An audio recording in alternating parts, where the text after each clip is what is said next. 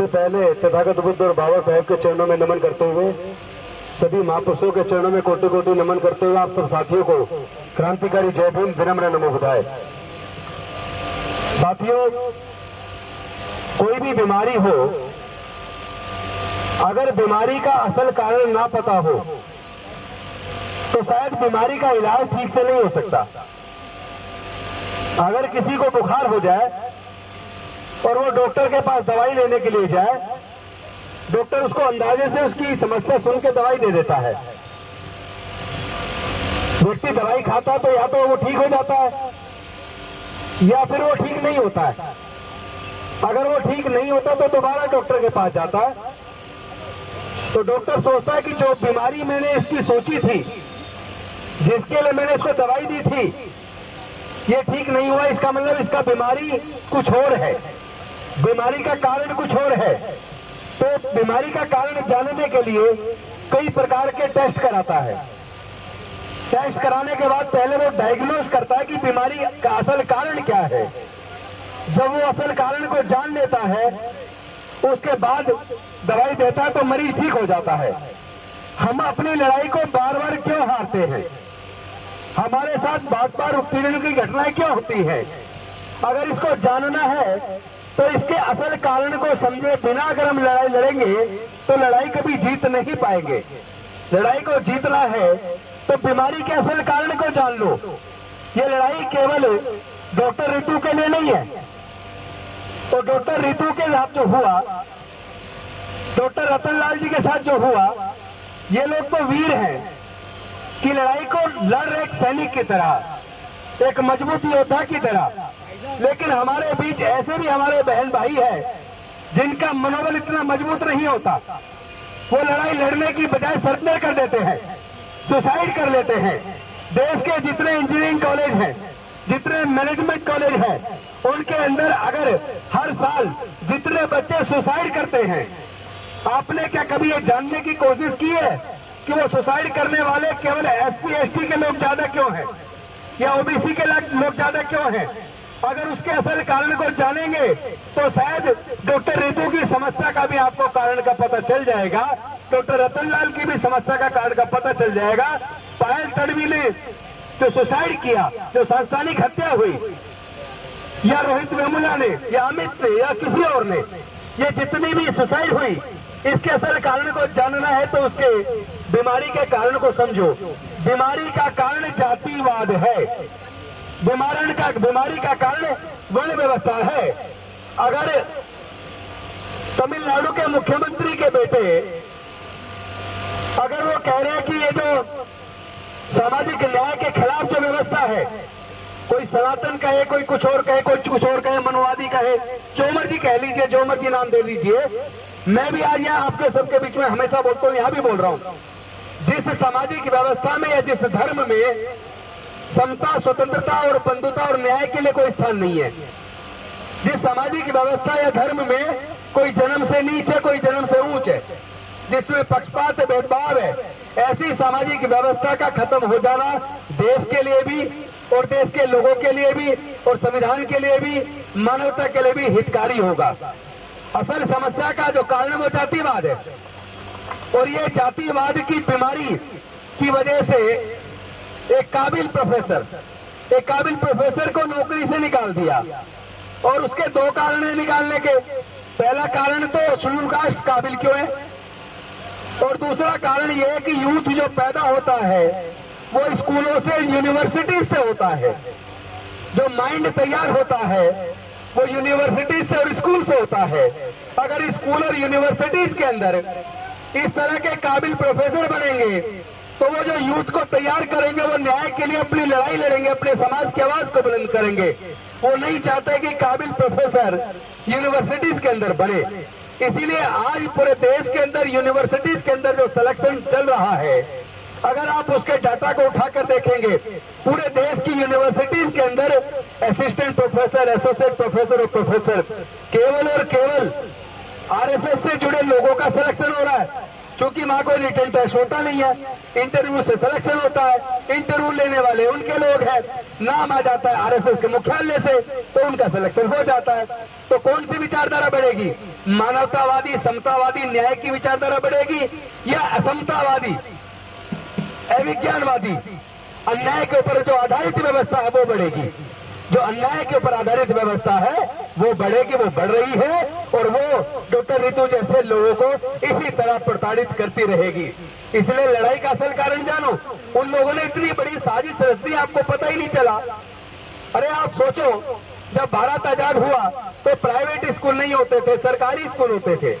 हम लोग आज एक सफल वकील बने, फिर एमएलए भी बने, सफल मंत्री भी बने। तो आप सोचो, अगर हम जिन स्कूलों से पढ़े वो सरकारी स्कूल थे। हमने इस बात का सर्वे करवाया, देश के अंदर जितने सीनियर जजेज हैं, सीनियर डॉक्टर्स हैं, सीनियर इंजीनियर्स हैं, सीनियर प्रोफेसर्स हैं, सीनियर साइंटिस्ट हैं, वो सरकारी स्कूलों से पढ़े हैं, प्राइवेट से पढ़े?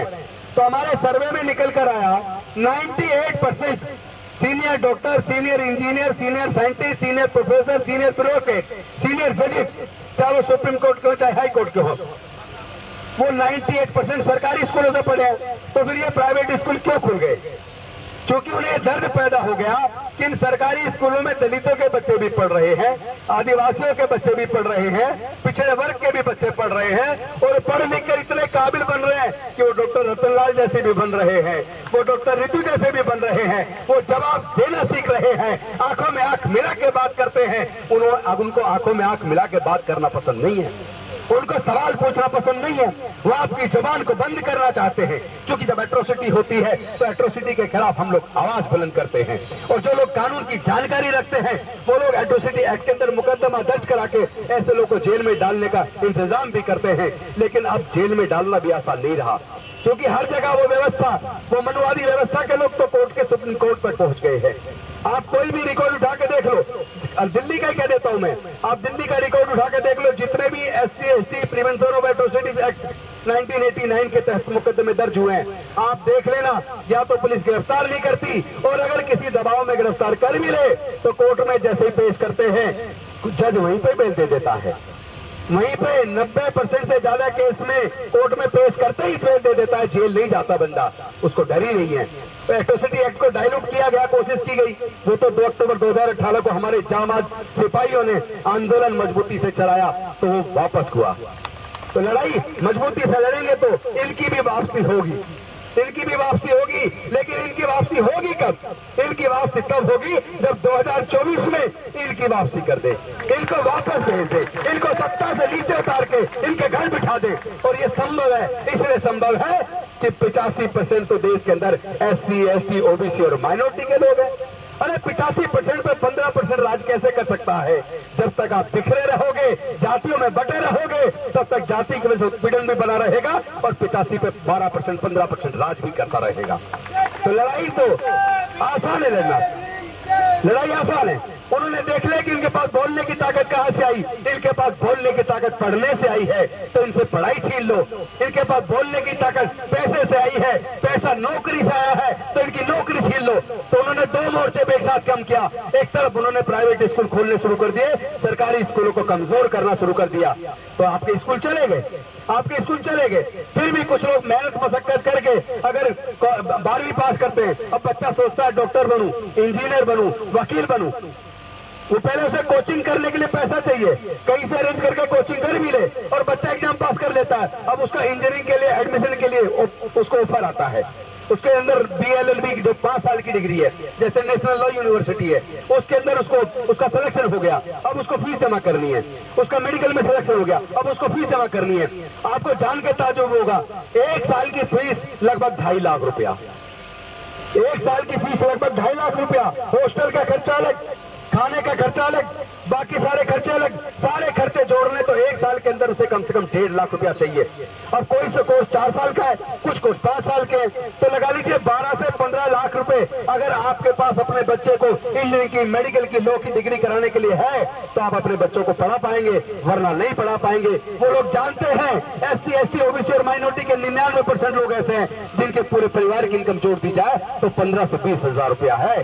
तो इसका मतलब इनके बच्चे कितने काबिल हो, कितने प्रतिभाशाली हो, उसके बावजूद अगर ये एंट्रेंस एग्जाम पास भी कर लेंगे तो भी मेडिकल इंजीनियरिंग या लॉ की डिग्री करने के लिए एडमिशन की फीस का इंतजाम नहीं कर पाएंगे। तो इस तरीके से उन्होंने हमारे बच्चों से पढ़ाई छीन ली है।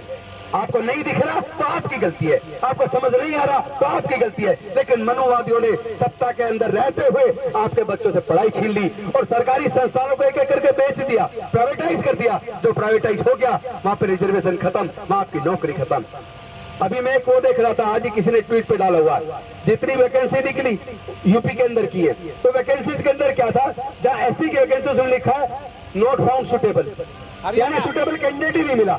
या पीएचडी करके, मैं दिल्ली यूनिवर्सिटी से पीएचडी करके रोड पर बैठी है, उन्हें काबिल बच्चे नहीं मिल रहे, काबिल एप्लीकेंट नहीं मिल रहे। काबिलियत तो है पर तुम कम से कम ईमानदार तो बनो।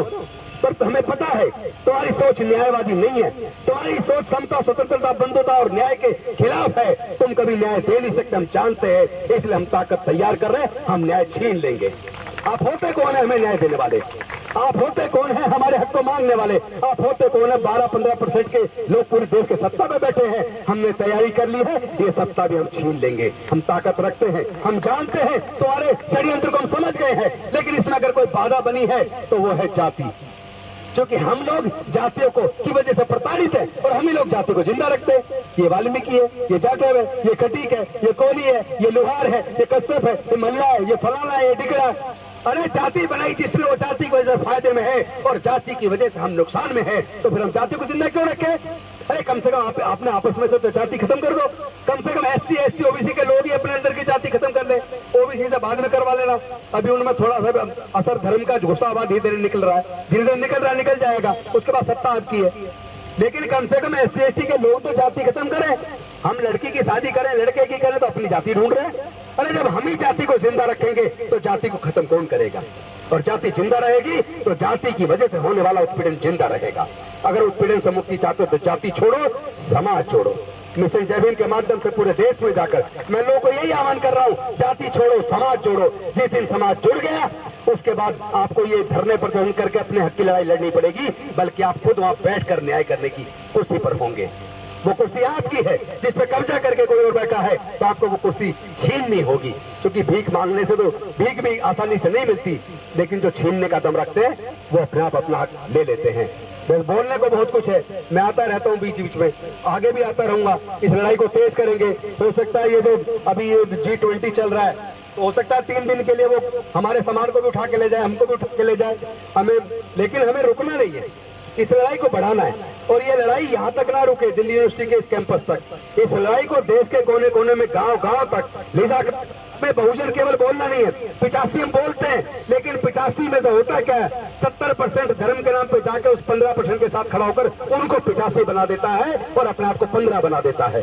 तो 15 तो हमें हमारे लोग बना रहे हैं, हमें उस 85 को 85 बनाना है। उसके लिए बस सच को जानो, अगर सच जान लो तो सच को मान लो, सच को मान लो तो जाति को छोड़ दो, समाज को तोड़ दो, ताकत का निर्माण करो। जब ताकत का निर्माण हो जाएगा तो सत्ता भी आपकी होगी और ये सारी कुर्सियां भी आपकी होंगी। बहुत बहुत धन्यवाद। नमो बुद्धाय, जय भीम।